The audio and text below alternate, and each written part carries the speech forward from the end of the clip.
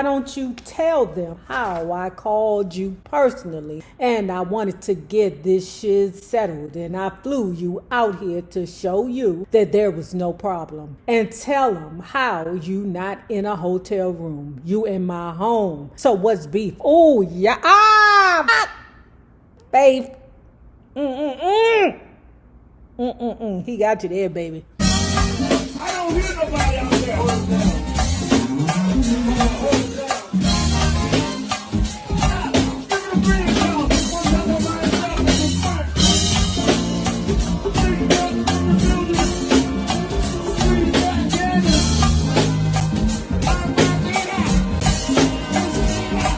Paying members, you all know what the next book is because you all chose the next book, right?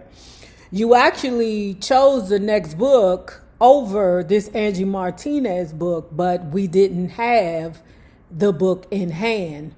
We received the book, I want to say last Wednesday, Thursday.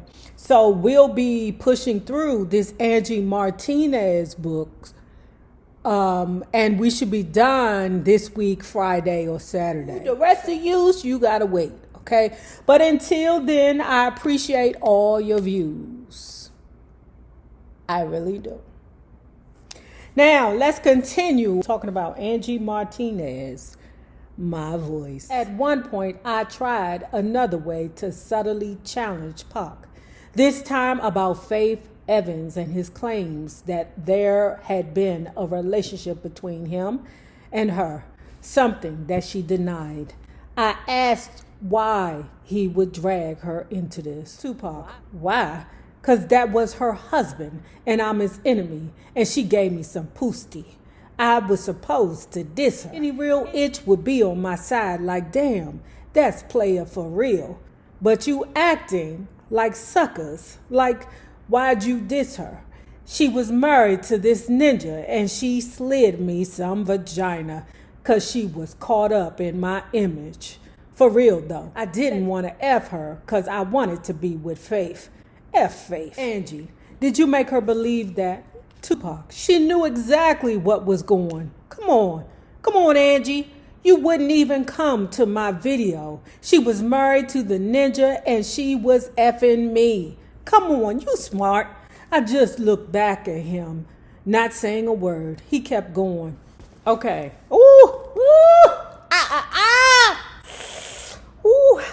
I'm going to say that Faith was very naive in this situation. I don't think she intentionally went down there to sleep with the dude.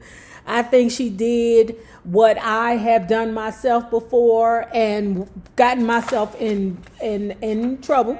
I think she went down there looking for attention, and she got more than what she bargained for. Like I said before, Faith ain't meet Mindy, the blonde, skinny personal assistant. Angie did. Tupac, I don't lie on my ick. Pause.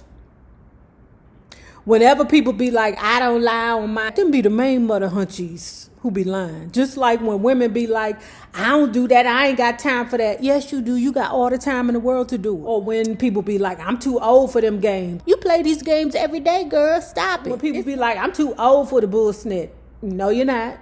I don't have time to play games. Oh, yes, you do. Tupac, I don't lie on my ick. It brings me nothing. This right here made me look bad to females, to F Faith, and tell everybody. It made me look bad. So why did you tell everybody? Why did you do it? Tupac is so full of shit. Angie, it did. Tupac, I would not get more vagina like that. Everybody know that. But if that's the truth, then why would you tell everybody that you did it? You see what I'm saying? That's why I'm like, it's like he everywhere. He not making no sense. Like if I was a R&B chick, I'd be like, ooh, I would never sleep with Tupac. He gonna tell everybody he did the booty to me. Oh no, never. Never. Tupac, I would not get more vagina like that. Everybody know that. But I'm not doing it for the ladies. I'm not doing it for the girls. I could care less. Whew, he makes me sick. He's just saying anything now. I'm destroying a ninja right here. And believe me, every time he touch her, every time he thinks about getting back together with her, every time he thinks of his wedding anniversary, he's thinking of me effing his wife. And that's as gangster as you can get. Yup. And if you don't understand, don't matter to me. Ninjas understand. Pac was very animated and dramatic about everything. It was overwhelming. I bet it was. I'd have told his ass, look, I can't interview you if you don't sit down. If you keep jumping around and bugging your eyes out and drooling at the mouth. Sit down, nigga, sit down. Shit, you're making me uncomfortable. But in getting more comfortable, I still knew Pac was talking circles around me. Yeah, because he part of them mother hunches that talk too much. That's what they do. They try to confuse you. No, you're welcome. Mother hunchies that talk too much, their purpose is to confuse you so that you don't realize they ain't talking about shit. I was trying with everything I had for Tupac to say some things that would make the East Coast, West Coast situation simmer down. Ultimately, that's what I was there for. And so when he mentioned how crazy the idea of having beef with a whole city was, I encouraged him to speak to that. Angie, this is what I'm trying to get at. No one in New York has heard you say that. Tupac, well, why don't you tell them how I flew you out here? This wasn't no publicity stunt. Why don't you tell them how I called you personally and I wanted to get this shit settled and I flew you out here to show you that there was no problem. And tell them how you not in a hotel room. You in my home. So what's beef? Oh, yeah. Fuck. Faith. He got you there, baby. If he was messing with you, he would have took you to his house and not a hotel room. God damn, Faith, he got you. Woo, he got you right there. Ooh, yikes. Angie, and I have. And I've let them know that this was you that wanted to speak to New York. So I'm giving you the opportunity to let people understand what's really happening. The whole time, all the outlaws were sitting there. I could tell that they all looked up to him. Okay, now she back in New York because she trying to get this tape ready to ship out to the masses. Ed Lover came into the editing room and was standing over my shoulder listening. Apparently he heard enough that at some point he decided to mention something to Puff about what he had heard. Puff then called Steve Smith and told him, if this airs, it's going to make the situation worse. I'm going to have a real problem with this station. So he got to my program director and got in his head. The program director calls her in the room. Puff doesn't want this to air. She like, okay, but who the hell is Puff? Puff ain't my boss. Is he your boss? Boss? Steve Smith calls me out of the editing room and says, well, I don't know if we should be playing this. And Puff doesn't think ... Puff. What does he have to do with any of this? Everything. Well, he just thinks that more people could get hurt, he says. It irritated me that all of a sudden a decision had come from somebody who was deeply involved in this situation and didn't work for the station. Exactly. How the fuck you gonna make decisions? You don't work here? As Steve Smith came out as a puffy partier? Well, you're not telling me I can't play it, right? I just want us to be very careful, Steve said. He paused as if he was about to put his foot down. Hold that thought. She backing out of the room before he could say no. Absolutely not. So what she ended up having to do was to air the interview, but it was strategically cut. That's the best way of saying it, without pissing everybody off. Yeah, right. I took the best of what he had said about there not being an East Coast, West Coast beef, and his clarification that it was about one person dealing with another. While I was zooming through the Whirlwind Working Nights flex and I saw each other less. He seemed to have backed up from me a little bit, and our relationship felt strained. I didn't really know why at first, but my label rep friends would tell me, yo, Flex says that if I bring my artist to your show first, he wouldn't support them. It was so weird being in that place with him. I loved Flex, and I respected him. But somehow we had become in competition with each other, and I didn't even know it. Maybe I should have. It very well could have been my fault. I was so consumed with my own ambition. Why wouldn't I try to book the hottest parties, the best guests, or get exclusives for a battle of the beats? You see, in my mind, Flex was always just so far ahead of me that it never occurred to me I may have been stepping on his toes. And our relationship wasn't developed to the extent where he trusted me enough to know that my heart was good. It was a weird time at Hot 97. Ed Lover and Dr. Dre had been doing mornings now for a couple of years, and the station was focused on branding them. Wendy Williams was on in the afternoon. Wendy had come in after Hot 97 bought adult R&B station Kiss FM in December 1994. And there was almost an air of resentment from her towards the station and all of us. So I was cordial, but I kept my distance. And then Flex was on after me. I mean, we were all popping in our own right. Ratings were like nothing anyone had ever seen, and there was really no outside competition.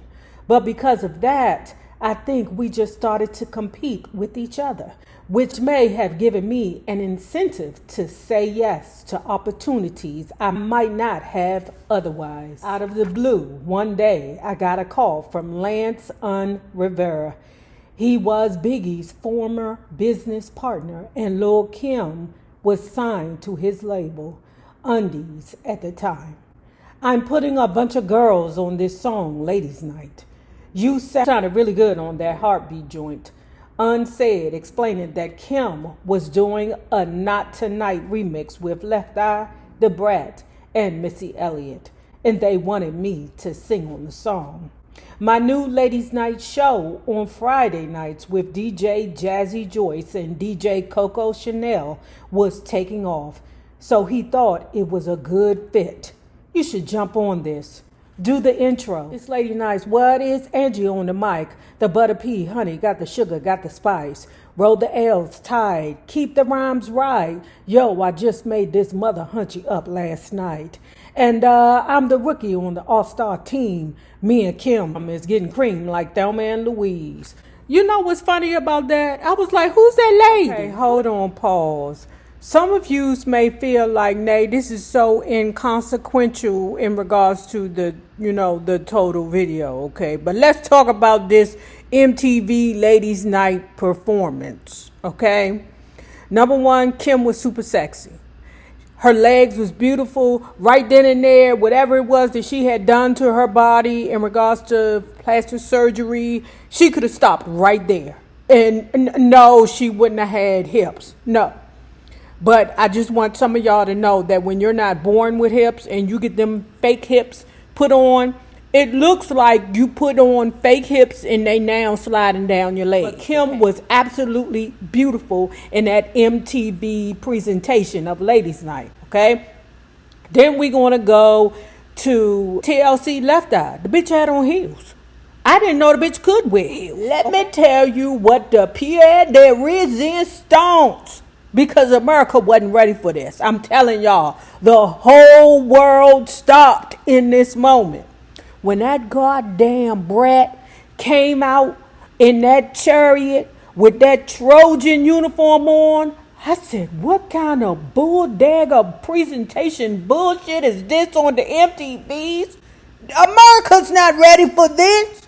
Okay, because that was before she had came out to the world that she was old. This might have been after she was, running around town with Allen Iverson, tricking all of y'all, okay? But she ain't tricked me. She just was gay for a little bit with the Allen Iverson. Okay? And then Missy.